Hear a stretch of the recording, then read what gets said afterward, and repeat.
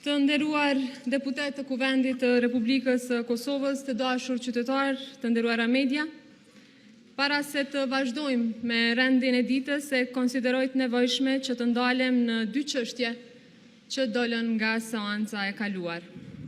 Së pari, si që keni parë të gjithë, në seancën e kaluar, kam ndërhyrë ndaj fjalës së deputetit Geci, sepse ajo deklarat ishte e rëndë, ishte përqarse dhe papranueshme.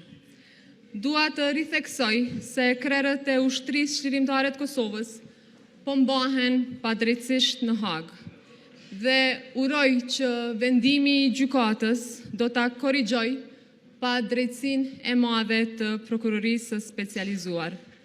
Si kryetare e Kuvendit e dënoj pa asnjë më dyshje këtë gjuhë dhe e bëj të qartë se nuk do të lejoj që foltorja e Kuvendit të përdoret për sulme të tilla.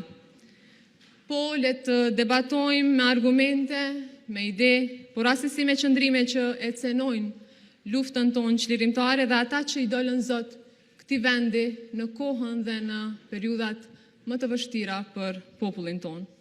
Lufta e ushtrisë çlirimtare të Kosovës ishte luftë e drejtë për liri. Ishte e pastër dhe e shenjtë.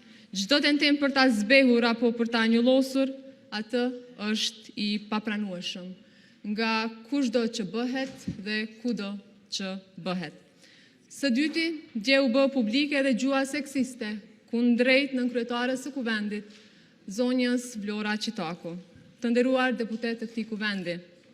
Kuvendi i Kosovës nuk është dhe nuk do të bëhet kurrë arenë e sulmeve gjinore.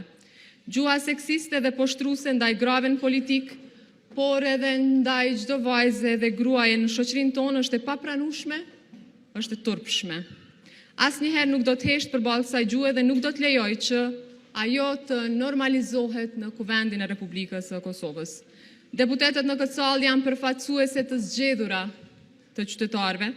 Kushdo që i nënçmon ato, e nënçmon drejt për drejt edhe votën e qytetarëve të Republikës së Kosovës.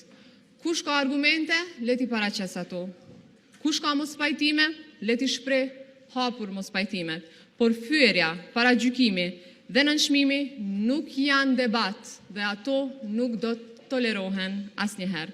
Si kryetare e Kuvendit kërkoj nga secili deputet ta ruaj nivelin që kërkon ky institucion dhe besimin që qytetarët e Republikës së Kosovës na kanë dhënë.